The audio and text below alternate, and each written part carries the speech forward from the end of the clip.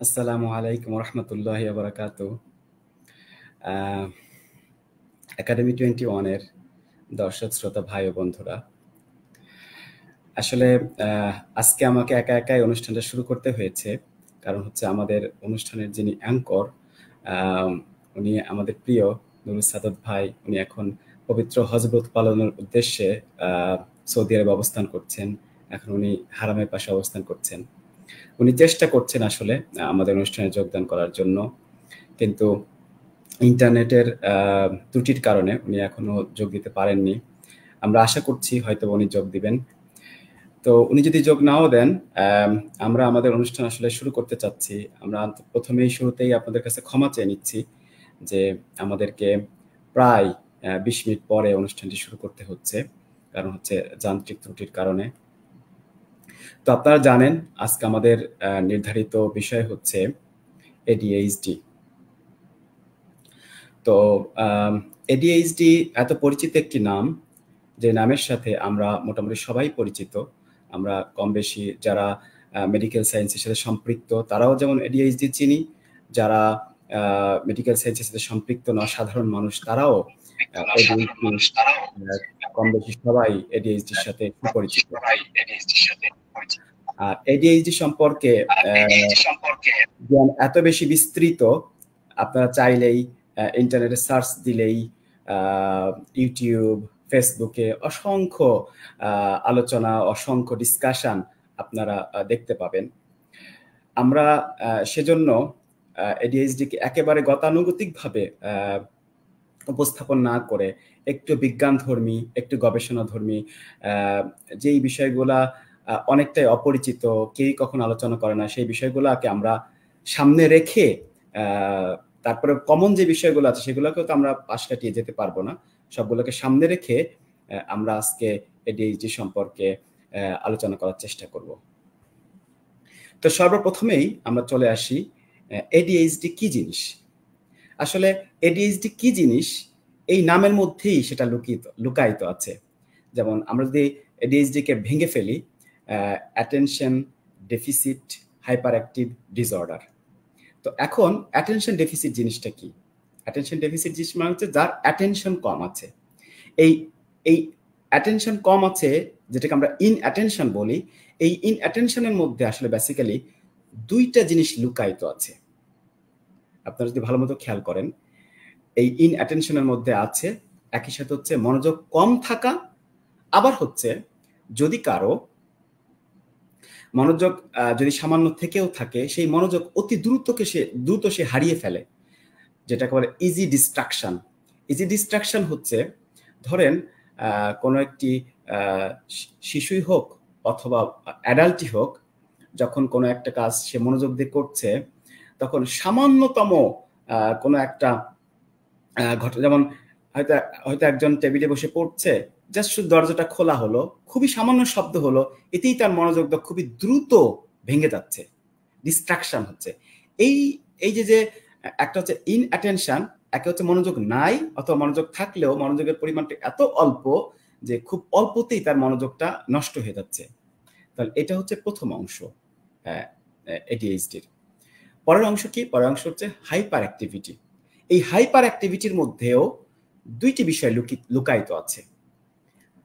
প্রথম বিষয়টি হচ্ছে অত্যন্ত চঞ্চল, সেটা বড় শিশুরাই হোক অথবা বড়রাই হোক। অত্যন্ত চঞ্চল মানে হচ্ছে, যেমন ধরেন একজন শিশু যদি হয়, তাহলে তাকে আপনি যখন কোথাও বসিয়ে রাখছেন, সে কোনোভাবেই সে তার সিটে বসে থাকবে না, সে অনবরত নড়াচড়া করবে। তাকে আপনি এক জায়গায় দাঁড় করে রাখলেন, সে এক জায়গায় দাঁড়িয়ে থাকবে না, অনবরত ওই জায়গাতে মুভ করবে। দেখা যাবে সে গাছ বেয়ে উপরে উঠে যাচ্ছে অথবা দরজা বেয়ে উপরে উঠে যাচ্ছে। মোট কথা, সে অত্যন্ত অ্যাক্টিভ, এই জন্য হাইপার অ্যাক্টিভ। আর এই হাইপার অ্যাক্টিভের মধ্যে আরেকটা শব্দ লুকায়িত আছে, সেটাকে বলে ইম্পালসিভিটি। ইম্পালসিভিটি মানে হচ্ছে, এটা একটা ব্যাপক শব্দ। যদি আমরা সংক্ষেপে বলি, ইম্পালসিভিটি তাকে বলা হয় যে হচ্ছে কোনো কিছু চিন্তা ভাবনা না করে একটা কাজ করে ফেলে। তার মানে হচ্ছে কোনো প্ল্যান নেই, পরিকল্পনা নেই, ব্যাকগ্রাউন্ড নেই, চিন্তা ভাবনা নেই, হঠাৎ করে ফেললো। যদি আমরা বড়দের ক্ষেত্রে ধরি, হয়তোবা সে অ্যামাজন লগ ইন করেছে, সে দেখলো একটা জিনিস, সে তার দরকার আছে কি নেই, জিনিসটার দাম কেমন, চিন্তা ভাবনা না করে সে একটা জিনিস কিনে ফেলছে। এটা বড়দের ক্ষেত্রে, ছোটদের ক্ষেত্রেও তাই। একটা কাজ, যে কাজটার সে বুঝতে পারছে না এটার ক্ষতিকর দিক কি আছে, ভালোর দিক কি আছে, কোনো কিছু ভেবে না চিনতে সে কাজটা করে ফেলছে। হয়তো একজন কিশোর, সে বাড়িতে আছে, কোন রকম কোনো চিন্তা ভাবনা না করে সে বাড়ি থেকে বের হয়ে পড়ছে। হয়তো তখন গভীর রাত, হয়তো বা চরম বৃষ্টি হচ্ছে, সে সামনে পিছে আগে পিছে কিছু না ভেবেই বাড়ি থেকে বের হয়ে যাচ্ছে।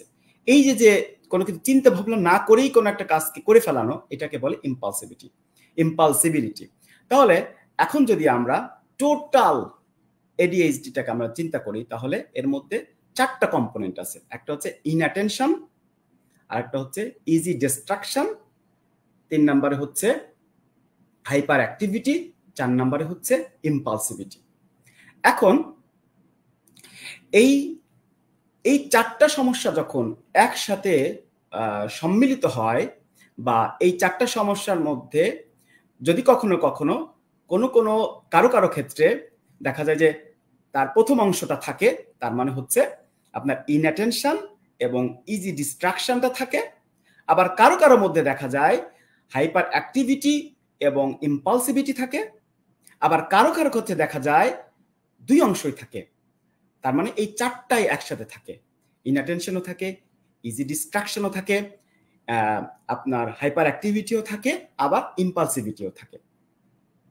তো এটা যখন আপনার একসাথে থাকে, তখন আমরা এটাকে বলি কম্বাইন্ড এডিএইচডি। আর যখন শুধুমাত্র প্রথম অংশ থাকে, ইনঅ্যাটেনশন এবং ইজি ডিস্ট্রাকশন, সেটাকে আমরা বলি এডিএইচডি। আপনার যেহেতু প্রথম অংশ সেটা হচ্ছে আপনার আই, তার মানে এডিএইচডি আই, শুধুমাত্র ইনঅ্যাটেনশনটা আছে, ঠিক আছে। আর যখন পরের অংশটা থাকে, তার মানে হচ্ছে হাইপার অ্যাক্টিভিটি এবং ইম্পালসিভিটি থাকে, তখন আমরা সেটাকে বলি এডিএইচডি এইচ আই। ওকে, এখন অনেক বাবা মারাই আমাদের কাছে প্রশ্ন করেন যে আমার বাচ্চা হয়তো আমি আমার প্যারেন্টিংটা বাচ্চাকে ঠিকমতো যত্ন নিতে পারিনি, সেজন্যই আমার বাচ্চার খুব সম্ভবত এডিএইচডি হয়েছে। এটি একটি ধারণা। এরকম আরো অসংখ্য মিথ, যেটাকে বলে ভুল ধারণা, অথবা হচ্ছে যুগের পর যুগ মানুষের একটা ভ্রান্ত ধারণা নিয়ে মানুষ থাকে এডিএইচডি সম্পর্কে। এটার মধ্যে একটা হচ্ছে, এর মধ্যে প্রথমত আমি যেটা বললাম সেটা হচ্ছে পুয়ার প্যারেন্টিং। অনেক বাবা মাদেরই মনে এই দুঃখবোধ থাকে, এই কষ্ট থাকে যে আমি আমার বাচ্চার ঠিকমতো যত্ন নিতে পারিনি, সেজন্যই হয়তো বা আমার বাচ্চার এডিএইচডি হয়েছে। তো এটা একটা ভুল ধারণা। এডিএইচডি সাধারণত একটা নিউরো ডেভেলপমেন্টাল ডিসঅর্ডার। এই ডিসঅর্ডারটা সাধারণত 70 to 90% ক্ষেত্রেই জিনগত অসুখ। তার মানে হচ্ছে বাবা মায়ের কাছ থেকে এই অসুখটা আসে 70 to 80% ক্ষেত্রে। আরো কিছু কজ আছে, যেই কজগুলো হচ্ছে খুবই ওইভাবে গবেষণায় 100% পরীক্ষিত না, তবে ধারণা করা হয়। যেমন যে সকল মায়েরা গর্ভবতী অবস্থায় মদ্যপায়ী হয়ে থাকে, অথবা গর্ভাবস্থায় যদি নিকোটিন বা ধূমপানের সংস্পর্শে যেয়ে থাকে, সেটা মা নিজেই ধূমপান করুক, অথবা ধূমপান করে এমন কারো সংস্পর্শে থাকুক, অথবা আরো কিছু টক্সিন আছে। যেমন এর মধ্যে একটা গুরুত্বপূর্ণ টক্সিন আছে লিড। আপনারা জানেন বর্তমান সময়ে বিশেষ করে বাংলাদেশে প্রত্যেকটি খাবারে ভেজাল, যেমন বিশেষ করে শাকসবজি, তরিতরকারি, বিষাক্ত গ্যাস ব্যবহার করা হয়, বিষাক্ত কীটনাশক, রাসায়নিক ব্যবহার করা হয়। এই সমস্ত কারণেও কি বলে মায়ের এই টক্সিক খাবার যদি গর্ভাবস্থায় গ্রহণ করে থাকে, তাহলে এডিএইচডির মতো নিউরোকগনিটিভ ডেভেলপ করতে পারে। তারপরে মা গর্ভাবস্থায় যদি সিভিয়ার কোনো ইনফেকশন যদি মা মধ্যে দিয়ে যেয়ে থাকে, তাহলে এই অসুখ হতে পারে। আবার অনেক সময় বাচ্চা জন্মের পরপরই যদি সিভিয়ার অ্যাসফেক্সিয়া থাকে, এই সিভিয়ার অ্যাসফেক্সিয়া এটা কোনো কোনো গবেষণা মতে এটার কনসিকুয়েন্স এডিএইচডি হতে পারে, কিন্তু আবার কোনো কোনো গবেষণা বলেছে যে না, সিভিয়ার অ্যাসফেক্সিয়ার সাথে এডিএইচডির কোনো সম্পর্ক নেই। তো আমরা যদি আবার প্রথম কথায় ফিরে আসি যে 70 থেকে 80% কজই হচ্ছে আপনার জেনেটিক কজ। আরো কিছু মিথ আছে, ভুল ভ্রান্ত ধারণা, যে ধারণাগুলো আমাদের আজকে ভাঙা জরুরি। আমি সেগুলো নিয়ে প্রথমে কথা শুরু করেছি, যেটার মধ্যে একটা হচ্ছে পুওর প্যারেন্টিং। 2 নম্বরে হচ্ছে যে অনেকেরই ধারণা যে এডিএইচডি শুধুমাত্র শিশুদেরই হয়, কিন্তু এটা একটা ভ্রান্ত ধারণা। পরিসংখ্যান বলছে পৃথিবীতে 5 থেকে 7% শিশুরা এডিএইচডিতে আক্রান্ত। সেখানে বড়দের মধ্যে সেই সংখ্যাটা হচ্ছে 2.5 থেকে 3%। তার মানে আপনি দেখেন প্রায় যারা এডিএইচডিতে আক্রান্ত হচ্ছে অর্ধেকই হচ্ছে অ্যাডাল্ট, যেখানে বড়রা হচ্ছে 2.5 থেকে 3% এডিএইচডিতে আক্রান্ত হতে পারে। সুতরাং শুধু শিশুরাই এডিএইচডিতে আক্রান্ত হতে পারে, এটা একটা ভ্রান্ত ধারণা এবং একটা ভ্রান্ত মিথ। আবার কেউ কেউ বলে থাকেন যে এডিএইচডি হচ্ছে এক ধরনের অলসতা, শিশুদের অলসতার ব্যাধি। তার মানে হচ্ছে ওই শিশুটা আসলে অলস, সে আসলে কাজকর্ম করতে চায় না, সে আসলে পড়াশোনা করতে চায় না, সে আসলে শৃঙ্খলা পছন্দ করে না, তার অজুহাত দেখানোর জন্য শিশুটাকে বলা হচ্ছে যে তার এডিএইচডি। আসলে এটা একটা ভ্রান্ত ধারণা, কারণ এডিএইচডিতে একটা শিশুর প্যারাফ্রন্টাল যেই কর্টেক্স আছে, সেই প্যারাফ্রন্টাল কর্টেক্সটা তার কম থাকে, আপনার ভলিউমটা কম থাকে, এবং তার এক ধরনের নিউরো ট্রান্সমিটার যেটার নাম হচ্ছে ডোপামিন বা নরএপিনেফ্রিন, এই নিউরো ট্রান্সমিটার গুলা তার শরীরে কম থাকে, তার ব্রেন থেকে কম নিঃসরণ হয়, যার কারণে সে তার এডিএইচডি হয়, এবং এটা তার একটা অসুখ। কিন্তু এই অসুখটা সহজেই অতি দ্রুত সময়ের মধ্যে ডায়াগনোসিস করে যদি অতি দ্রুত সময়ের মধ্যে তার চিকিৎসার ব্যবস্থা করা যায়, তাহলে এডিএইচডি সম্পূর্ণরূপে ভালো হয়ে যায় এবং সম্পূর্ণভাবে স্বাভাবিক জীবনযাপন সে করতে পারে। এজন্য শিশুকে আমরা যেন ব্লেম না করি, যেন সে অলসতার কারণে, সে শৃঙ্খলা রক্ষা করতে চায় না বলে এডিএইচডির ভাব ধরছে, অথবা এডিএইচডি আসলে কোনো অসুখই না, এটা ভাবার কোনো কারণ নাই। আমাদের সমাজে আরো একটি ভ্রান্ত ধারণা আছে যে এডিএইচডি মনে হয় ওষুধ খেলেই ভালো হয়ে যায়। আবার কোনো কোনো বাবা মায়ের এই ধারণাও আছে যে এডিএইচডির জন্য আসলে কোনো ওষুধ খাওয়ারই দরকার নাই। দুঃখজনক হচ্ছে দুটিই ভ্রান্ত ধারণা। প্রথমত হচ্ছে শুধুমাত্র ওষুধ সেবনের মাধ্যমে এডিএইচডি ভালো হয়ে যায় না। এডিএইচডির জন্য আপনাকে একই সাথে যেমন ওষুধ সেবন করতে হয়, একই সাথে হচ্ছে জীবনের দৈনন্দিন জীবন ব্যবস্থাকে পরিবর্তন করতে হয়, প্যারেন্টিং এ পরিবর্তন আনতে হয়, অনেক রকমের মাল্টি ডিসিপ্লিনারি অ্যাপ্রোচ আছে। এই অ্যাপ্রোচ আমি সামনের মাসে আলোচনা করব, আমাদের সামনের এডিএইচডি দ্বিতীয় পর্বে আলোচনা করব। আজকে শুধু আমি বলি যে ওষুধই একমাত্র সমাধান নয়, ওষুধের সাথে আরো অনেক ব্যবস্থাপনা তার সাথে অ্যাড করতে হবে। আবার যারা ধারণা করেন যে ওষুধ কোনো কাজ করে না, এই ধারণাটাও সত্যি না। অধিকাংশ ক্ষেত্রেই এডিএইচডির যে ওষুধগুলো আছে এর মধ্যে কিছু আছে স্টিমুলেন্ট, কিছু আছে নন স্টিমুলেন্ট। এই বোধ এক একজনের ক্ষেত্রে এক একটা প্রযোজ্য। যার ক্ষেত্রে যেটি প্রযোজ্য, ডাক্তার যখন তাকে প্রেসক্রাইব করবে, তখন আমি বাবা মাকে অনুরোধ করব সেই ওষুধগুলা আপনারা নিয়ম করে সেবন করাবেন, এবং সেই সাথে যে সমস্ত ব্যবস্থাপনা ওষুধের সাথে ডাক্তার আপনাদেরকে বলে দিয়েছে দৈনন্দিন জীবন ব্যবস্থা, সেসব আপনার যথাযথভাবে পালন করবেন। আর একটা মিথ আছে, সেটা হচ্ছে আমি কিছুটা আলোচনা করেছি যে এডিএইচডি কে আপনার অনেক মানুষ আছে যারা এটাকে মেডিকেল কন্ডিশনই রূপ মানে মেনে নিতে চান না। এটা মনে করেন এটা কি, এডিএইচডি আবার কি, এটা কোনো অসুখ না, এটা কোনো সমস্যা না, এটা একটু বাবা মারা একটু কড়াকড়ি হলেই, শিশুরা যে সমস্ত শিশুরা অলস আছে, বাবা মারা একটু হয়তো শক্ত হলে, একটু নিয়ম শৃঙ্খলা পালন করলেই হয়তো শিশুরা সুস্থ হয়ে যাবে। কিন্তু এটা এমন এত হালকাভাবে নেওয়ার কোনো সুযোগ নেই। যে আমেরিকান মানসিক স্বাস্থ্য সংস্থা, তারপর হচ্ছে বিশ্ব স্বাস্থ্য সংস্থা এডিএইচডি কে একটি মানসিক মেডিকেল কন্ডিশন হিসেবে চিহ্নিত করেছে, এবং এটাকে আমাদেরকে যথাযথভাবে মূল্যায়ন করা উচিত। আরেকটা আছে মিথ, যেটা হচ্ছে এডিএইচডির শিশুরা অথবা বড়রা কোনো কিছুতেই মনোযোগ দিতে পারে না। এটিও একটি ভুল ধারণা। এডিএইচডির শিশুরা কোনো কিছুতে মনোযোগ দিতে পারে না কথাটা ঠিক নয়। এডিএইচডির বাচ্চারা মনোযোগ দিতে পারে যেটা সে পছন্দ করে। যেমন সে হয়তো পড়া পছন্দ করে না, এজন্য পড়াতে তার মনোযোগ নেই, কিন্তু সে ফুটবল খেলা পছন্দ করে।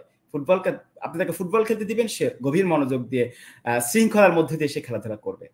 আবার কোনো কোনো শিশু আছে অঙ্ক পছন্দ করে কিন্তু ইংলিশ পছন্দ করে না। আপনি যদি তাকে অঙ্ক করতে দেন তখন সে দেখবেন খুবই গভীর মনোযোগ দিয়ে তাকে যতটুকু আপনি টাস্ক দিয়েছেন, যতটুকু হোমওয়ার্ক দিয়েছেন, সে যথাযথভাবে সে সম্পন্ন করছে। কিন্তু যখন আপনি ইংলিশের কথাই বলবেন তখনই আপনি তাকে আর তার আগের অবস্থায় পাবেন না। আরো একটি মিথ, সেটা হচ্ছে এডিএইচডি শুধুমাত্র ছেলেদের হয়। এটিও একটা ভ্রান্ত ধারণা। এডিএইচডি ছেলেদেরও হতে পারে, মেয়েদেরও হতে পারে। এখানে একটা বড় রকমের ইন্টারেস্টিং বিষয় আছে যেটা আমি আপনাদেরকে বলি, আপনাদের কাছেও মনে হবে এটা ইন্টারেস্টিং। সেটা হচ্ছে অধিকাংশ ক্ষেত্রেই মেয়েদের এডিএইচডি বাবা মায়ের গোচরীভূত হয় না বা শিক্ষক শিক্ষিকাদের গোচরীভূত হয় না। কেন হয় না সেটা বলি। মেয়েদের ক্ষেত্রে যেটা হয় সেটা হলো মেয়েদের প্রথম অংশটা থাকে। অধিকাংশ মেয়েদের যাদের এডিএইচডি আছে তারা তাদের ইনঅ্যাটেনশন থাকে এবং তারা ইজিলি ডিস্ট্রাকশন হয়, তাদের এই প্রথম অংশটা থাকে।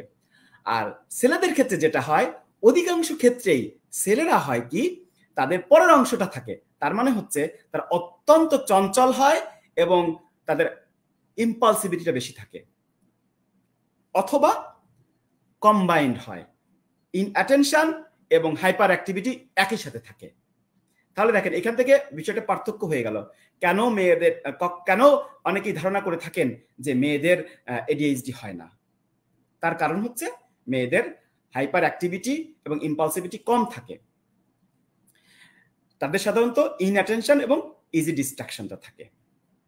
তো এই জন্য আরেকটা এখানে এই এডিএইচডির সাথে আবার অনেকেই আছেন যারা এএসডি কে মিলিয়ে ফেলেন। এএসডি মানে হচ্ছে আপনারা জানেন অটিজম স্পেকট্রাম ডিসঅর্ডার, এএসডি। এএসডির ক্ষেত্রে যেটা হয় সেটা হচ্ছে 5:1, 5টা ছেলে শিশুর যদি এএসডি হয়, একটা মেয়ে শিশুর হচ্ছে আপনার এএসডি হবে। কিন্তু এই এডিএইচডির ক্ষেত্রে এরকম কোনো ভাগ নাই যেটা আপনার এএসডির ক্ষেত্রে আছে। তারপরে হচ্ছে আরেকটা 8 নম্বর যেটা মিথ, যেটা আমি আপনাদেরকে বলতে চাই সেটা হচ্ছে সাধারণত আমি এটাকেও টাচ করেছি, অধিকাংশ ক্ষেত্রেই মানুষ এডিএইচডি তখনই বলে যখন কেবলমাত্র শিশুর অতি চঞ্চলতা থাকে এবং অস্থিরতা থাকে। ইনঅ্যাটেনশন এবং ইজি ডিস্ট্রাকশনকে কেউ পাত্তাই দেয় না, এটাকে কেউ এডিএইচডি বলতেই চায় না, কিন্তু এটাও এডিএইচডি। এখন আমি আপনাদেরকে যেই প্রচলিত মিথ আছে সেটা আমি আপনাদেরকে বললাম। আমি আপনাদেরকে এডিএইচডি কেন হয় সেই কজগুলো আমি আপনাদেরকে বলেছি, এর ফ্রিকোয়েন্সিটাও আমি আপনাদেরকে বলেছি, এর প্যাথোফিজিওলজিটাও আমি আপনাদেরকে বলেছি।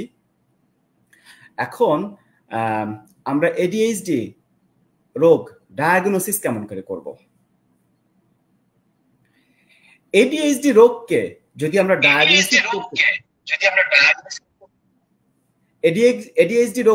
ডায়াগনোসিস করতে চাই তাহলে একটা শিশু ডাক্তারের চেম্বারে আসলো আর আমরা ওই বাচ্চাটার অস্থিরতা দেখেই, তার এই ইম্পালসিভিটি দেখেই আমি যে ডায়াগনোসিস করে ফেলবো যে এই শিশুটির এডিএইচডি আছে, তা কিন্তু হবে না। একটা শিশুকে এডিএইচডি ডায়াগনোসিস করতে হলে অথবা একজন অ্যাডাল্টকে এডিএইচডি ডায়াগনোসিস করতে হলে 6টা ক্রাইটেরিয়া আগে ফুলফিল করতে হবে। 6টা ক্রাইটেরিয়া কি? 6টা ক্রাইটেরিয়ার প্রথম ক্রাইটেরিয়া হচ্ছে যে এডিএইচডি ডায়াগনোসিস করার জন্য DSM-5 অনুযায়ী এইটার যেই ম্যানুয়াল আছে, এই ম্যানুয়াল অনুযায়ী যে ইনঅ্যাটেনশনের 9টা প্রধান সিমটম আছে। আমি সিমটমগুলো পরে বলছি। 9টা সিমটম আছে ইনঅ্যাটেনশনের পার্টের। এই 9টার কমপক্ষে 6টা থাকতে হবে। আবার যদি আমরা হাইপার অ্যাক্টিভিটি বলি, তাহলে এই হাইপার অ্যাক্টিভিটির 9টা সিমটমের কমপক্ষে 6টা থাকতে হবে। আর যদি অ্যাডাল্ট হয় তাহলে 5টা করে থাকতে হবে, ঠিক আছে? আর যদি কম্বাইন্ড হয় তাহলে 2টা থেকেই থাকতে হবে, ঠিক আছে? এটা হলো 1 নাম্বার এটা হচ্ছে 1 নাম্বার বৈশিষ্ট্য। 2 নাম্বার বৈশিষ্ট্য হচ্ছে আপনার এই যে বৈশিষ্ট্যগুলো আমি বললাম, এই বৈশিষ্ট্যগুলা শুরু হতে হবে, আবারও বলছি, শুরু হতে হবে 12 বছরের আগে। সাধারণত ADHD ডায়াগনোসিস করা হয় 6 থেকে 12 বছরের মধ্যে। কারণ আপনারা যারা আমার অনুষ্ঠান নিয়মিত দেখেছেন, আমি প্রথম পর্বে বলেছি একটা শিশুর প্রথম 5 থেকে 6 বছরের মধ্যে তার ব্রেনের 90% ডেভেলপ করে ফেলে। তার মানে হচ্ছে তার ব্রেন ডেভেলপ করে ফেলে ধরেন মোটামুটি 6 বছরের মধ্যে। 90% মানে তো অলমোস্ট ডেভেলপ হয়ে গিয়েছে। তার মানে প্রথম 6 বছর আগে যদি কোনো শিশুর ইনঅ্যাটেনশন থাকে বা হাইপার অ্যাক্টিভিটি থাকে, আমরা সাথে সাথে তাকে আমরা ADHD বলে ফেলতে পারবো না। যখন সে 6 বছর পার করবে, হ্যাঁ, আর্লি ডায়াগনোসিস করার আর্লি সাসপিশন থাকতে পারে।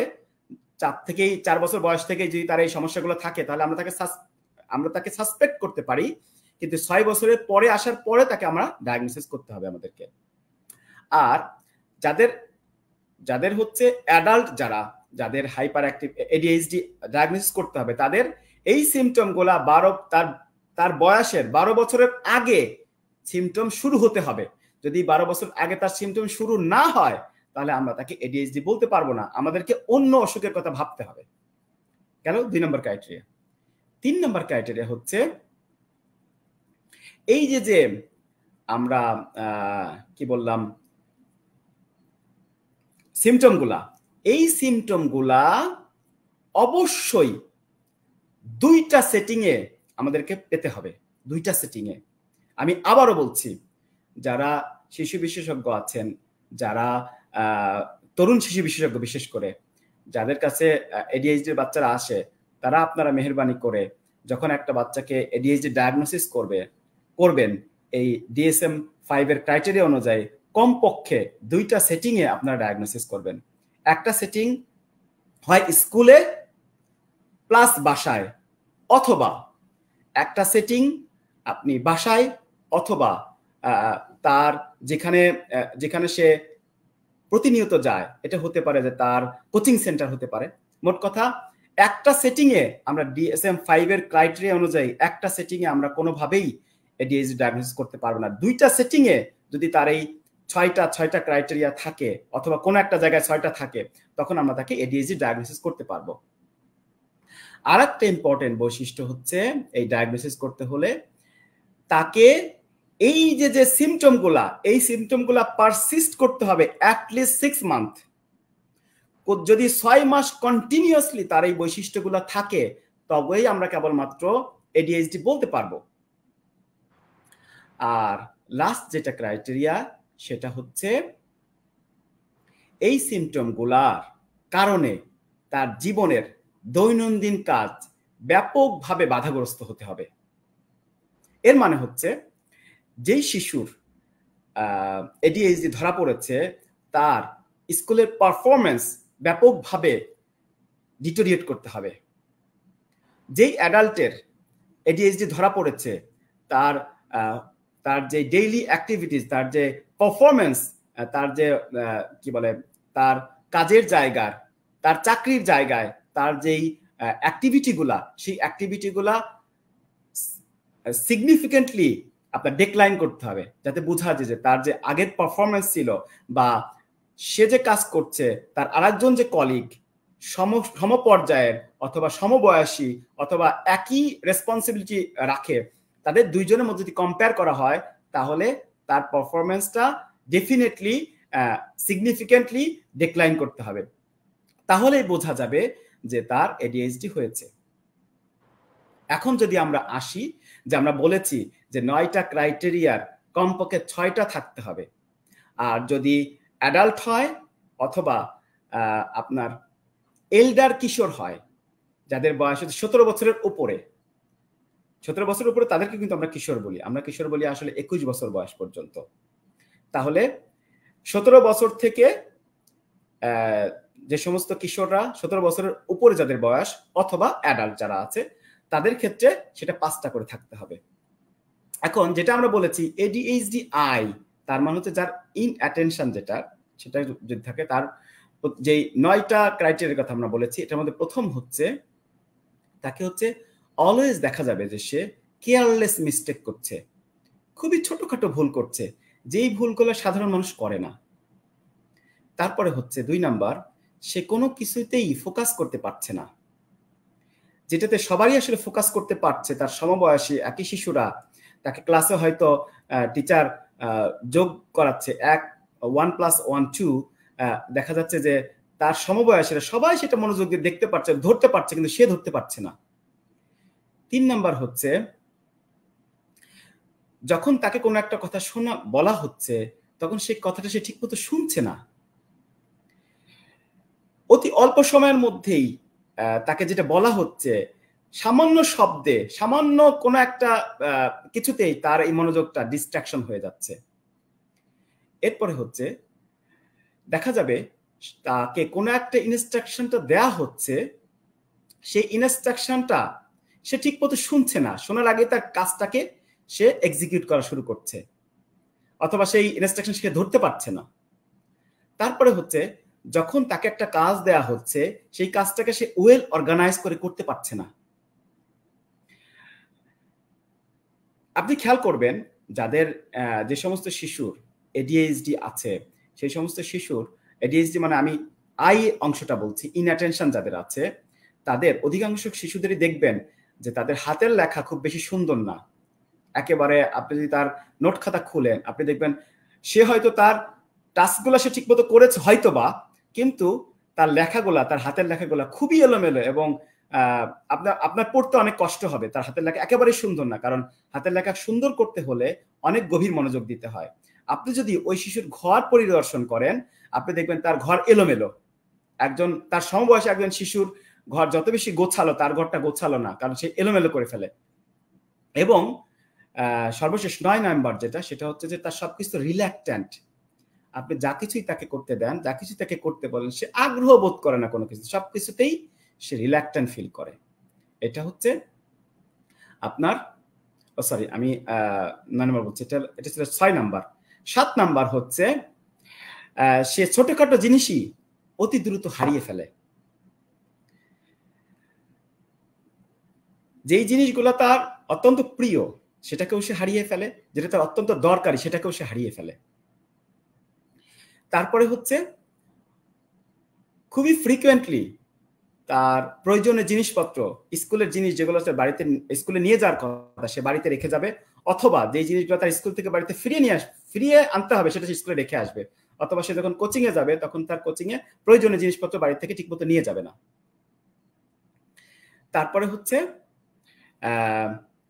যেটার একটা অংশ আমি বলেছি যে সে যেহেতু মনোযোগ দিতে পারে না, একে তো মনোযোগ দিতে পারেই না, তারপরে ছোটখাটো কোন রকম কোনো একটা ঘটনা, হয়তো সে একটা রুমে অবস্থান করছে, অন্য একটা রুমে হয়তো টিভি ছাড়া হলো, সামান্য শব্দই যখন তার কানে আসছে তখনই সে অতি দ্রুত তার মনোযোগ নষ্ট হয়ে সে ওই ঘরে চলে যাচ্ছে, অথবা সে তার মনোযোগকে হারিয়ে ফেলছে।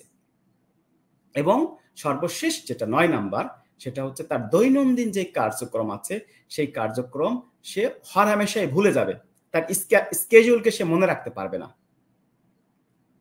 এটা হচ্ছে এডিএইচডি ইনঅ্যাটেন্টিভ পার্টটা। আর এরপর যদি আমরা আসি এডিএইচডি হাইপার অ্যাক্টিভিটি এবং ইম্পালসিভ অর্থাৎ এইচআই যেটা, সেটার মধ্যে 9টা আছে।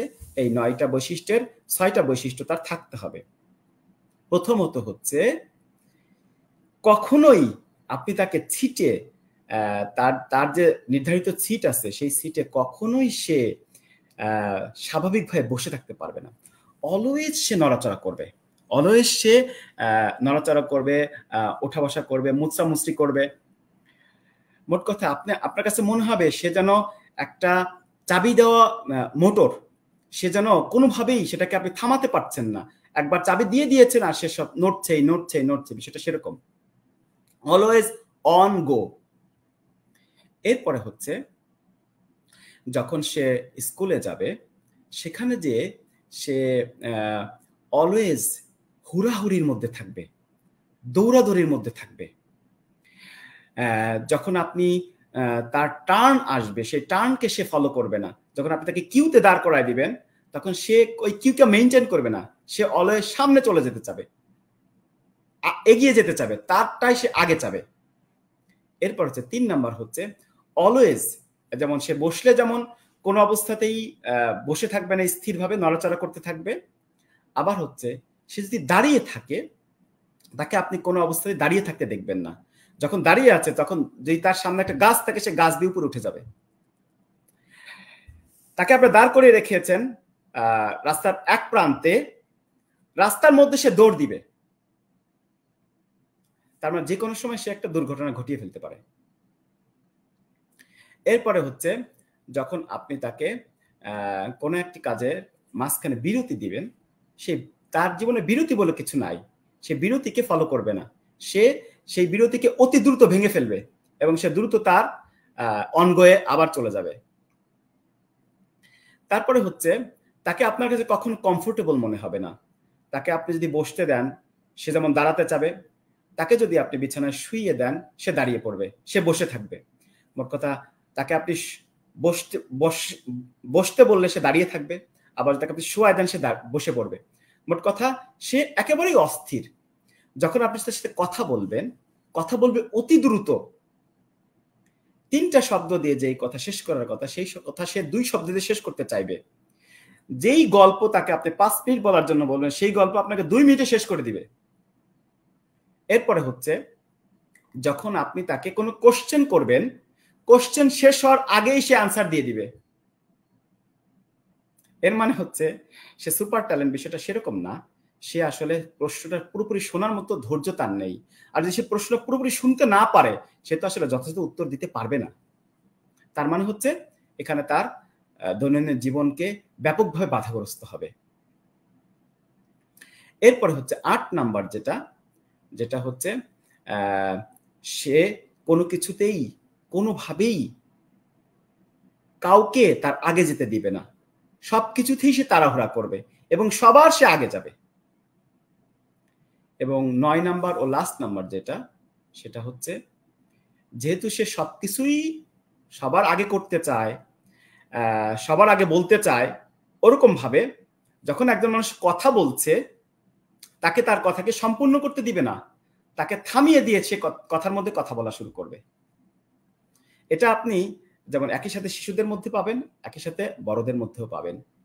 তো এই যে আমি 2টা আলাদা আলাদা করে বলেছি, ADHD-I এবং ADHD-HI, এটা এই প্রত্যেকটা 9টার মধ্য থেকে যদি ADHD-I হয় তাহলে প্রথম 9টার মধ্য থেকে 6টা বৈশিষ্ট্য থাকতে হবে, এবং যদি সে হাইপার অ্যাক্টিভ হয় তাহলে হচ্ছে পরের 9টা বৈশিষ্ট্যের 6টা বৈশিষ্ট্য থাকতে হবে শিশুদের ক্ষেত্রে, আর বড়দের ক্ষেত্রে 5টা থাকতে হবে, আর যাদের কম্বাইন তাদের 2টা থেকে একসাথে থাকবে।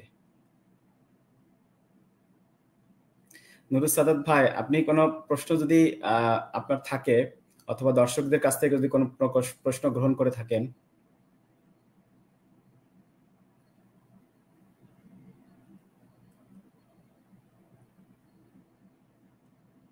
আসসালামু আলাইকুম। ওয়ালাইকুম আসসালাম রাহমাতুল্লাহ। ওয়ালাইকুম আসসালাম। আরিফ ভাই, আমি খুবই দুঃখিত, আমার নেটওয়ার্ক খুব আনস্টেবল ছিল, একবার অবশ্যই স্টেবল করার ব্যবস্থা করেছি। আপনি চমৎকার আলোচনা করতেছিলেন। দর্শকদের উদ্দেশ্যে বলি যে আমাদের প্রজন্ম সংলাপ উইথ ডক্টর আরিফ, আজকের প্রোগ্রামে আমাদের গেস্ট রেগুলার থাকেন আমাদের ডক্টর মোহাম্মদ আরিফ ভাই, জাপান থেকে জয়েন করেছেন, যিনি বিশ্ববরেণ্য শিশু বিশেষজ্ঞ।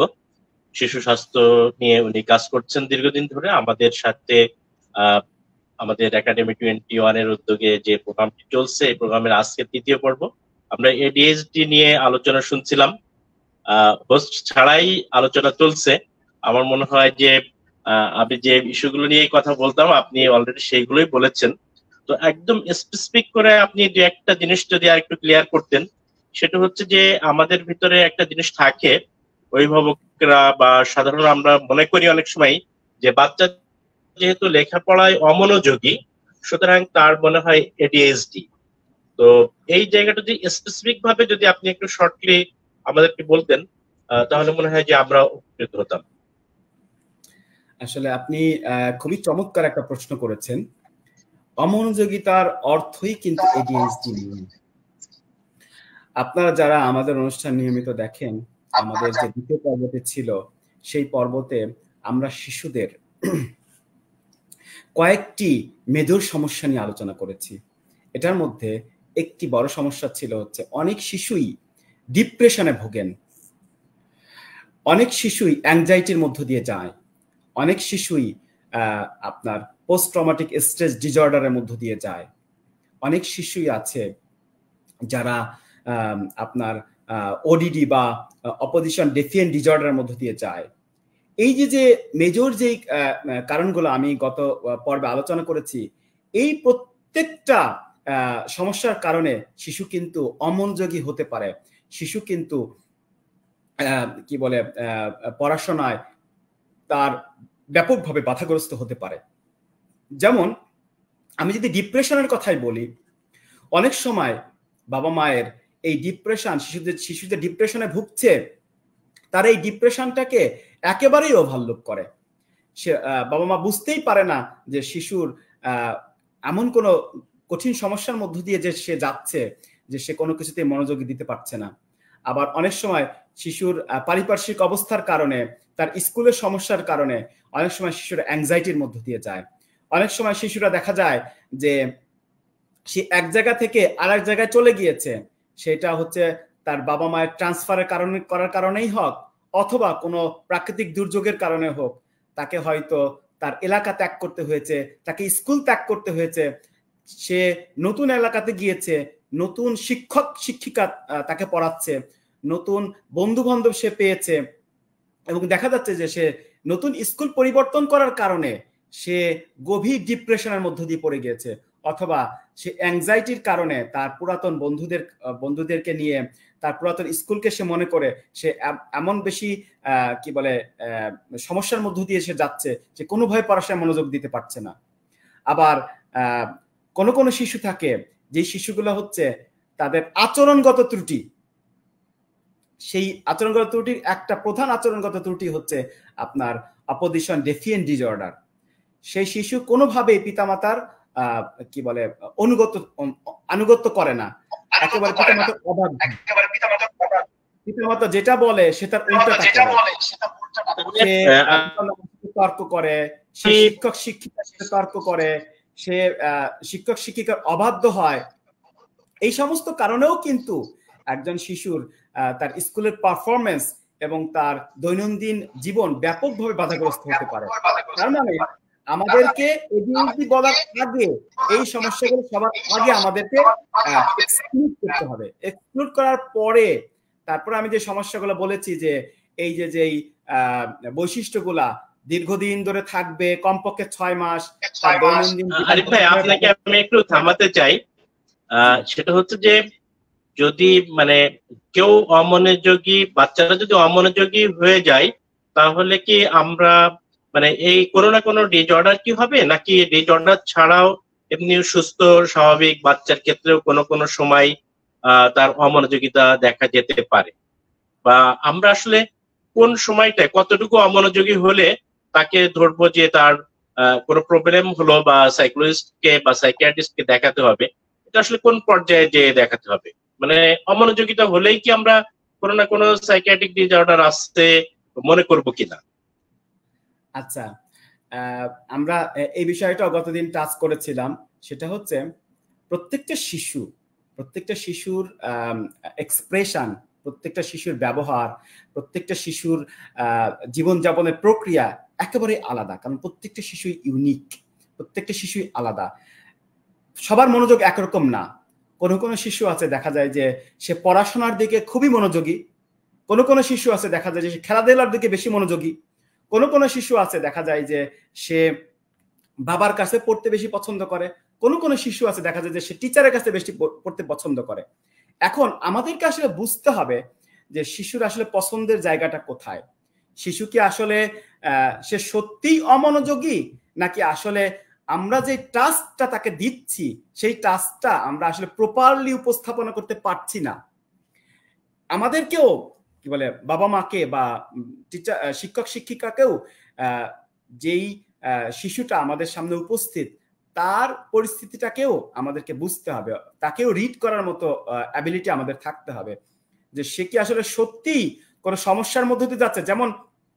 যেমন আমি বললাম একটা সুস্থ বাচ্চাও কিন্তু অমনোযোগী হতে পারে, কারণ হচ্ছে যে তার হয়তো ওই সময়ে ওই বিষয়টার প্রতি মনোযোগ নেই, কিন্তু তাকে যদি আপনি তার এনভায়রনমেন্টটাকে পরিবর্তন করে দেন, যদি তাকে তার মনোপুত করে আপনি তাকে উপস্থাপন করতে পারেন, যেই একটা অঙ্কই যখন হয়তো অনেক বেশি কঠিন লাগছে, সেই তাকে যেই শিশুটাকে যে বাবা মা পড়াচ্ছে অথবা যে শিক্ষক শিক্ষিকা পড়াচ্ছে সে হয়তো এমন ভাবে তাকে উপস্থাপন করতে পারছে না, বিষয়টা হয়তো এত বেশি ইন্টারেস্টিং তার কাছে মনে হচ্ছে না, যে যার কারণে শিশু সেটা গ্রহণ করছে না, আপনার কাছে মনে হচ্ছে সে অমনোযোগী। এই জন্য আপনাকে ডিফারেন্ট অ্যাঙ্গেল থেকে ডিফারেন্ট উপায়ে আপনাকে আগে তাকে তার সামনে সেটা প্রেজেন্ট করতে হবে। যখন আপনি দেখবেন যে না সে কোনোভাবেই সেটাকে অ্যাকসেপ্ট করতে পারছে না, তার আসলেই কোনো সমস্যা আসলেই তার আছে, তখন আপনি অবশ্যই কি বলে একজন শিশু বিশেষজ্ঞ বা একজন চাইল্ড সাইকিয়াট্রিকের শরণাপন্ন হতে হবে যে আসলেই বাচ্চার কোনো সমস্যা আছে কিনা। আবার আপনি যেমন আমাকে প্রশ্ন করলেন যে কোনো সামান্যতম অমনোযোগী হলেই কি আমরা তাকে এডিএইচডি বলে ফেলবো কিনা, আবার কোনো ক্ষেত্রে যেটা আমি আগেও বলার চেষ্টা করেছি সেটা হচ্ছে বাচ্চা হয়তো কনসিস্টেন্টলি বিভিন্নভাবে চেষ্টা করার পরেও বাচ্চা মনোযোগ দিতে পারছে না, কারণ তার অসুখ আছে, তার প্রিফ্রন্টাল কর্টেক্সের ভলিউম কম থাকার কারণে, তার কি বলে নিউরোটক্সিন ডোপামিন নরএপিনেফ্রিন কম থাকার কারণে সে আসলে কেমিক্যালি তার এই যে বায়োকেমিক্যাল কি বলে ডেফিসিয়েন্সির কারণে তার যেই ইমব্যালেন্স হচ্ছে, ইমব্যালেন্সের কারণে যে সে সত্যিই মনোযোগ দিতে পারছে না বা সে হাইপার অ্যাক্টিভ, এটাকে অনেক সময় বাবা মারা কি বলে গুরুত্ব দেন না, গ্রাহ্য করেন না, মনে করেন যে শিশুকে কি বলে একটা লাঠি নিয়ে। মনে হয় যে বিষয়টা ক্লিয়ার হয়েছে। আর আরেকটা বিষয়ও তাহলে আমরা জানতে পারলাম যে মানে বাচ্চার যে অমনোযোগিতা, এটা অনেক সময় দেখা যাচ্ছে যে অভিভাবক বা তার টিচার যখন তার সাথে কমিউনিকেশন করে, এই কমিউনিকেশনটাও আমাদের আসলে দেখা দরকার তার এডিএইচডি দেখার আগে। এবং আমরা কিন্তু আরেকটা জিনিসও খেয়াল করি, অনেক সময় অনেক বাচ্চার কথা মায়েরা বা তার বাবারা বলেন যে তার ভিতরে এডিএইচডি বা অমনোযোগিতা আছে, বা সে বেশি সময় দিতে চায় না একাডেমিক কার্যক্রমে। কিন্তু যখন আমরা জিজ্ঞেস করি যে তার একাডেমিক রেজাল্ট কি, তার পারফরমেন্সটা কেমন, তো অনেকেই বলে যে না, পারফরমেন্সের ক্ষেত্রে কোনো সমস্যা তার হচ্ছে না, হ্যাঁ সে রেজাল্ট ভালো করছে, কিন্তু অনেক দুষ্টু, অনেক অমনোযোগী, পড়তে বসতে চায় না। এই ক্ষেত্রে কি আসলে আপনি মানে যারা গার্জিয়ান আছে তাদের উদ্দেশ্যে আপনার আর কোনো কিছু বলার আছে কিনা? জি, আমি আসলে এই বিষয়টা অলরেডি উল্লেখ করে ফেলেছি সাদত ভাই, সেটা হচ্ছে যে যদি আপনাকে এডিএইচডি ডায়াগনোসিস করতে হয় তাহলে তার এই অমনোযোগিতা অথবা এই হাইপার অ্যাক্টিভিটিটাকে 6 মান্থ অ্যাটলিস্ট পারসিস্টেন্টলি থাকতে হবে, এবং তার এই অমনোযোগিতার কারণে, তার এই হাইপার অ্যাক্টিভিটির কারণে তার ডেইলি অ্যাক্টিভিটি এবং ডেইলি পারফরমেন্স সিগনিফিকেন্টলি ডিক্লাইন হতে হবে। তার মানে হচ্ছে যে তার স্কুলের রেজাল্ট ব্যাপকভাবে। আপনি চমৎকার দুটো ইনফরমেশন দিয়েছেন যে আমরা এটা দেখবো যে একাধারের জন্য 6 মাস যদি অমনোযোগিতা থাকে তাহলে আমরা এটাকে অমনোযোগিতা বলবো। আর একটা বিষয় আপনি বলছিলেন যে তার পারফরমেন্সে কোনো ঘাটতি হচ্ছে কিনা, এই দুটো জিনিস আমাদের মাথায় রাখতে হবে। এটা যেমন ওকে, থ্যাংক ইউ সাদত ভাই, এটা যেমন শিশুদের ক্ষেত্রেও, এটা বড়দের ক্ষেত্রেও, চাকরির ক্ষেত্রেও এক্স্যাক্টলি যদি তার চাকরির ক্ষেত্রে পারফরমেন্সে ব্যাপক ঘাটতি দেখা যায়, তার ইভালুয়েশন, তার যেই চাকরির যে ইভালুয়েশন হয় প্রতি 6 মাস 1 বছর পরে, সেখানে তার ইভালুয়েশন ব্যাপকভাবে তার মানের অবনয়ন ঘটে, তাহলে বুঝতে হবে যে থ্যাংক ইউ। আরেকটা বিষয় যদি একটু ক্লিয়ার করেন, সেটা হচ্ছে যে এডিএইচডি কি ছেলে বাচ্চাদের ভিতরে বেশি হয়, এরকম কোন বিষয় কি আছে? কারণ অনেক অভিভাবক আছেন যে আমার মেয়ে চুপচাপ আছে কিন্তু আমার ছেলেটাই অনেক চঞ্চল, এরকম একটা বিষয় আসে। আর একই সাথে যদি আপনি বলেন যে কোন বয়সের থেকে আসলে এডিএইচডিটা বেশি বাচ্চাদের ভিতরে দেখা যায়, এই দুটো বিষয় যদি একটু আপনি উল্লেখ করেন। আচ্ছা সাদত ভাই, আপনি যখন ছিলেন না আমি আসলে এই দুইটা বিষয়ে অলরেডি আমি আলাপ করে ফেলেছি। সেটা হচ্ছে মেয়েদের মধ্যে, আচ্ছা আচ্ছা, তারপর আমি বলি, আপনি যেটা জিজ্ঞাসা করেছেন সেটা হচ্ছে মেয়েদের মধ্যে হচ্ছে আপনার ইনঅ্যাটেনশন এবং ইজি ডিস্ট্রাকশনটা বেশি থাকে, আর ছেলেদের মধ্যে হচ্ছে হাইপার অ্যাক্টিভিটি এবং ইম্পালসিভিটিটা বেশি থাকে। এই জন্য অনেক ক্ষেত্রেই, কারণ আমাদের দেশে এডিএইচডি বলতে কিন্তু আপনার অমনোযোগিতাকে খুব বেশি গুরুত্ব দেয় না। আমাদের দেশে এডিএইচডি বলতে বেশি গুরুত্ব দেয় হচ্ছে আপনার হাইপার অ্যাক্টিভিটিকে। শিশু অত্যন্ত চঞ্চল, অত্যন্ত দুষ্টু, অত্যন্ত কি বলে মারকুটে, এইটাকে কিন্তু সব থেকে বেশি গুরুত্ব দেওয়া হয়। যার কারণে মেয়েদের যেই আমি যে বললাম যে ইনঅ্যাটেনশন এবং আপনার ইজি ডিস্ট্রাকশনটা বেশি থাকে, এটা আসলে কখনোই গ্রাহ্য করা হয় না।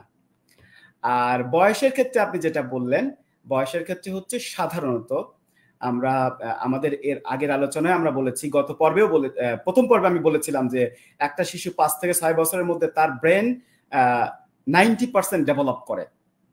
তার মানে তার ব্রেন পরিপূর্ণ ডেভেলপ করার পরে, তার মানে হচ্ছে 6 থেকে 12 বছরের মধ্যে আমরা সাধারণত এডিএইচডি কে ডায়াগনোসিস করব। কিন্তু আর্লি সিমটমও থাকতে পারে, 4 বছর থেকেই তার সেই সিমটম থাকা শুরু করতে পারে। কিন্তু ডায়াগনোসিসকে আমাদের কনফার্ম করতে হলে 6 বছর পর্যন্ত অপেক্ষা করতে হবে। 6 বছরের পরে আমরা ডায়াগনোসিস করতে পারবো যে হ্যাঁ, তার ডেফিনেটলি এডিএইচডি আছে। সাদত ভাই। থ্যাংক ইউ আরিফ ভাই। আমাদের যারা শুনছেন আজকে, আমাদের দর্শক শ্রোতা যারা আছেন, তাদের উদ্দেশ্যে বলতে চাই যে আমরা প্রতি মাসের প্রথম শুক্রবার, আমরা আগে 8:30টায় করতাম রাত্রে, কিন্তু আপনারা জানেন যে ডক্টর আরিফ ভাই আছেন জাপানে, সেটা একদম মধ্যরাত্রে বা তারও পরে হয়ে যায়। এজন্য আমরা আজকে থেকে শুরু করেছি সন্ধ্যা 7:30 প্রত্যেক মাসের প্রথম শুক্রবার 7:30 আমরা শিশুদের এই যে প্রোগ্রামটা, প্রজন্ম সংলাপ ডক্টর আরিফ, এই প্রোগ্রামটা আমাদের নিয়মিত চলছে। আপনারা যারা দর্শক শ্রোতা আছেন তারা প্রত্যেক মাসের প্রথম শুক্রবার সন্ধ্যা 7:30টায় আমাদের সাথে যোগ দিবেন। আপনাদের প্রশ্ন পরামর্শ থাকলে আমাদের ফেসবুক এবং ইউটিউবে যে প্রোগ্রাম হচ্ছে, এখানে আপনারা কমেন্টস বক্সে আমাদের কাছে প্রশ্ন করতে পারেন, আমরা এই প্রশ্নের উত্তর দিব এবং আপনাদের চাহিদা মতোই আমরা আমাদের প্রোগ্রামকে সাজাতে চেষ্টা করব। আমি আবারও অ্যাপোলজি চেয়ে নিচ্ছি যে আজকে আসলে আমার নেটওয়ার্কের ঝামেলা থাকার কারণে প্রোগ্রামটা দেরি হয়েছে এবং আমি আরো অনেক দেরিতে জয়েন করছি। এর জন্য আরিফ ভাইয়ের কাছেও আমি সরি বলছি। ইতিমধ্যে আমরা আজকে যদিও প্রোগ্রামটা 1 ঘন্টা করিনি, কিন্তু টাইম যেহেতু শেষ হয়ে গেছে, 8:30 পর্যন্ত আমাদের প্রোগ্রাম, 8:37 এখন বাংলাদেশ টাইম। তো আজকে আমরা শেষ করতে চাই। আরিফ ভাই যদি আরো কোনো কিছু আমাদের দর্শক শ্রোতার উদ্দেশ্যে বলতে চান বলবেন। আরেকটা বিষয় বলি যে আজকে আমরা আসলে এডিএইচডি এর কারণ এবং এডিএইচডি কোনটাকে বলবো, এই ইস্যুগুলো নিয়ে আমরা কথা বলেছি। আমরা নেক্সট মান্থ অর্থাৎ আগস্ট মাসের প্রথম শুক্রবার সন্ধ্যা 7:30টায় যে প্রোগ্রামটি হবে, সেখানে আমরা আসলে এই এডিএইচডি থেকে কিভাবে মুক্তি পেতে পারি বা এখান থেকে কিভাবে প্রতিরোধ ব্যবস্থা নেওয়া যেতে পারে, সে বিষয়টা নিয়ে আমরা আপনাদের সামনে আসবো। তো এ পর্যায়ে আরিফ ভাই, আপনি দর্শকদের উদ্দেশ্যে শেষ যে কথা বলতে চান, প্লিজ। আচ্ছা, আমি আসলে কি বলে, আমার আজকের আলোচনায় আমি আপনাদেরকে বলেছি যে এডিএইচডি নিয়ে আমাদের কিছু কমন মিথ আছে, আমাদের কিছু ভুল ধারণা আছে।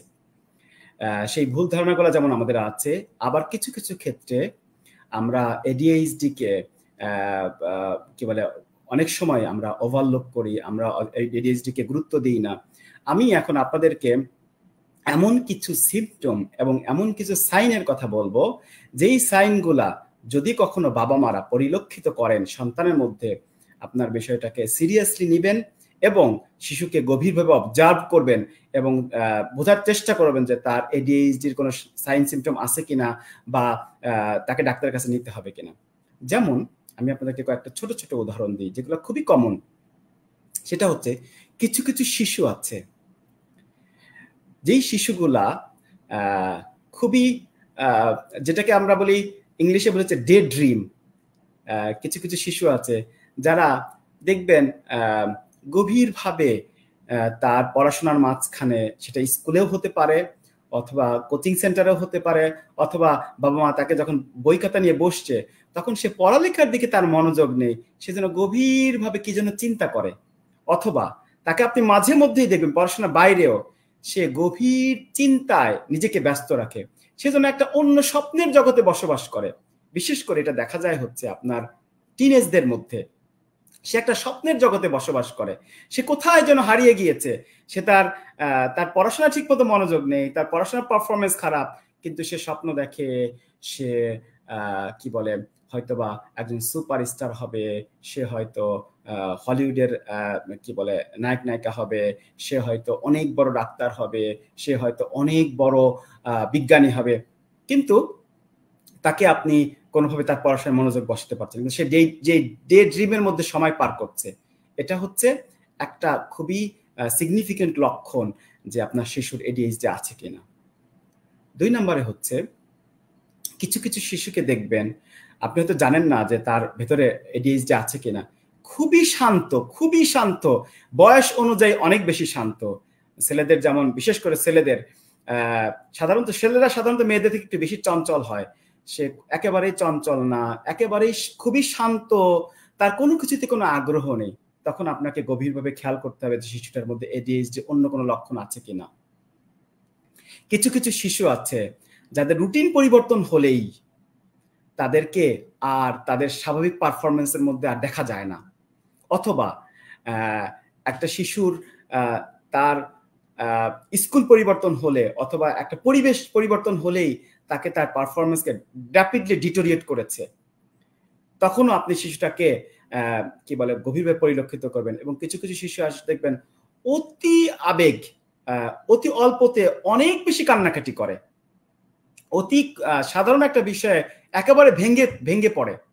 এই বিষয়গুলোকে আপনারা গভীরভাবে খেয়াল করুন। অথবা কোনো ছেলে বাচ্চা সামান্য কারণে প্রচন্ড রকম মেজাজি আচরণ করে, আপনারা এটাকে খুব গভীরভাবে সিরিয়াসলি খেয়াল করবেন যে তার কোনো এডিএইচডি আছে কি না, অথবা তার অন্য কোনো আপনার নিউরোকগনিটিভ ডিসঅর্ডার আছে কিনা। আবার কিছু কিছু শিশু আছে যাদেরকে ইনস্ট্রাকশন ফলো করানো খুবই কঠিন, কোনোভাবে তো ইনস্ট্রাকশন বুঝতে পারে না, আপনাকে এটা সিরিয়াসলি নেবেন। আবার কিছু কিছু শিশু আছে যে তারা নিয়মিত হোমওয়ার্ক করতে ভুলে যায়, নিয়মিত জিনিসপত্র বাড়ি থেকে ঠিকমতো আনে না স্কুলে, অথবা জিনিসপত্র ভুল করে বাড়িতে রেখে আসে। আপনারা ওই শিশুর দিকে ভালো মতো খেয়াল করবেন। যে শিশুর হাতের লেখা সুন্দর না, আপনারা বোঝার চেষ্টা করবেন যে তার এডিএইচডি কোনো লক্ষণ আছে কিনা, অন্যান্য বিষয়গুলোকে খেয়াল করবেন যে সে তার মনোযোগ কেন কম। যেই শিশুগুলা শৃঙ্খল না, এলোমেলো, সেই শিশুদের দিকে আপনারা গভীরভাবে খেয়াল করবেন যে তার অন্য কোনো সমস্যা আছে কিনা। তারপরে হচ্ছে যে সমস্ত শিশুরা তাদের খেলনা, সরঞ্জাম এইসবগুলোকেও যেমন হারিয়ে ফেলে অথবা গুছিয়ে রাখে না। এরপর হচ্ছে কিছু কিছু শিশু আছে যেমন তারা কোনোভাবেই টিম ওয়ার্কে একসাথে খেলতে পারে না, কোনোভাবেই তাদের টিম ওয়ার্কে একসাথে আপনারা ঐক্যবদ্ধ করতে পারেন না। সেই সমস্ত শিশুকে আপনারা সিরিয়াসলি খেয়াল করবেন। এবং যে সমস্ত শিশু আছে অতিরিক্ত কথা বলে এবং কথাকে কমপ্লিট করতে দেয় না, কথার মাঝখানে ঢুকে যায়, এই শিশুগুলোকে আপনারা গভীরভাবে খেয়াল করবেন এবং মনোযোগ দিবেন তাদের শিশু। এই ছিল মোটামুটি আমাদের আজকের এডিএইচডির প্রথম পর্ব। আমরা আশা করছি সামনের পর্বে আমরা এডিএইচডি শিশুদেরকে কেমন করে ম্যানেজ করতে পারবো, এডিএইচডি শিশুদেরকে খাদ্য ব্যবস্থাপনা কি হবে, এডিএইচডি শিশুদের খেলাধুলার ক্ষেত্রে কোন কোন খেলাধুলা অধিক তাদের জন্য, অসুখের জন্য কল্যাণকর হবে, সে সঙ্গে আমরা আলোচনা করবো। আমাদের এই ক্লাস এখানেই শেষ। সব শেষে আমি আমাদের অনুষ্ঠান নিয়ে আমি শুধুমাত্র একটা কথা বলতে চাই, সেটা হচ্ছে আপনারা জানেন একাডেমি 21 স্বেচ্ছাসেবী সংগঠন, এবং এই সংগঠনের কাজ হচ্ছে শুধুমাত্র কি বলে আপনাদের বাবা মাদেরকে সচেতন করা, ভবিষ্যৎ প্রজন্মকে যেন মানসিক শারীরিক স্বাস্থ্য নিয়ে যেন শিশুরা গড়ে উঠতে পারে এবং তারা নৈতিকভাবে যেন মানুষের মতো মানুষ হতে পারে। সেই জন্যই আসলে এই প্রজন্ম সংলাপের মেইন উদ্দেশ্য। আমাদের এখানে ন্যূনতম ব্যবসায়িক বা বাণিজ্যিক কোনো উদ্দেশ্য আমাদের নাই। আমরা এখানে, আমি ব্যক্তিগতভাবে আপনারা জানেন যে আমি একজন জাপানিজ, আমি মেডিকেল ডক্টর, জাপানে একটা কোম্পানিতে চাকরি করি। আমিও এখানে এসেছি শুধুমাত্র কি বলে আমার বিবেকের দায় থেকে, যে আল্লাহ রাব্বুল আলামিন আমাকে যে জ্ঞান দিয়েছে সেই জ্ঞানকে আমি যেন সবার মধ্যে বিলিয়ে দিতে পারি এবং তার মাধ্যমে যেন আমি আল্লাহর সন্তুষ্টি অর্জন করতে পারি। এখানে আমরা কেউ সুপারস্টার হওয়ার জন্য আসিনি, অথবা আমাদের এখানে ব্যক্তিগতভাবে কারো লাভবান হওয়ারও কোনো ইচ্ছা নাই বা কারো কোনো সেই চেষ্টাও নেই। এজন্য আমরা আশা করব যে আপনারা আমাদের এই আলোচনাগুলোকে নিজেদের কাজে যেমন আপনারা উপকৃত হবেন, সেই সাথে আমাদের এই চেষ্টাকে, আমাদের এই আকাঙ্ক্ষাকে আপনারা সবার মধ্যে বিলিয়ে দেওয়ার চেষ্টা করবেন। যতটা পারেন আপনারা সবার মধ্যে প্রচার করার চেষ্টা করবেন, শেয়ার করবেন। আপনার এই একটা শেয়ারে হয়তোবা আপনি হয়তো মনে করছেন আপনার দরকার নেই এটা, আপনার শিশুর হয়তো ADHD নেই, কিন্তু বাংলাদেশের শত শত হাজার হাজার লক্ষ লক্ষ বাবা মারা আছে যারা তাদের সন্তানদেরকে নিয়ে তাদের এই নিউরোকগনিটিভ ডেভেলপমেন্ট ডিসঅর্ডার নিয়ে তারা ভুগছে। তারা হয়তো উপকৃত হতে পারবে আপনার একটা শেয়ারে। আপনার একটা আরেকজনের সাথে আপনি যখন শেয়ার করবেন তখন সেই উপকার সে যেমন করে উপকৃত হতে পারে, আমরা একইভাবে উপকৃত হতে পারি, কারণ আমরা এটা একান্তই করছি আমাদের সাদকায়ে জারিয়া। এই আহ্বান আপনাদের কাছে রেখে আজকে অনুষ্ঠান এখানে শেষ করছি। আসসালামু আলাইকুম। ধন্যবাদ ডক্টর আরিফ ভাই। ধন্যবাদ ডক্টর আরিফ ভাই। একাডেমি 21 কর্তৃক আয়োজিত আজকের প্রজন্ম সংলাপ উইথ ডক্টর আরিফ, এই পর্বের আজকে আমরা একদম শেষ পর্যায়ে চলে এসেছি। আমাদের যারা দর্শক শ্রোতা ছিলেন সবাইকে ধন্যবাদ জানাচ্ছি। ডক্টর আরিফ ভাই আপনাকেও ধন্যবাদ জানাচ্ছি। পাশাপাশি ডক্টর আরিফ ভাইকে নিয়ে আমরা আগস্ট মাসের প্রথম শুক্রবার বাংলাদেশ সময় সন্ধ্যা 7:30 আবার আমরা কথা বলবো ADHD আলাপন, এবং সেই পর্বে আমরা ADHD কিভাবে নিজেদের বাচ্চাদেরকে সুস্থ রাখতে পারি, ভালো রাখতে পারি, সে বিষয়টি নিয়ে কথা বলবো। যারা দর্শক শ্রোতা আমাদের সাথে ছিলেন তাদেরকে আবারও ধন্যবাদ জানিয়ে আজকে আমরা শেষ করছি। একাডেমি 21 এর পক্ষ থেকে সবাইকে ধন্যবাদ জানাচ্ছি। আজকের প্রোগ্রামের পক্ষ থেকে সবাইকে ধন্যবাদ জানিয়ে শেষ করছি। আসসালামু আলাইকুম ওয়া রাহমাতুল্লাহ।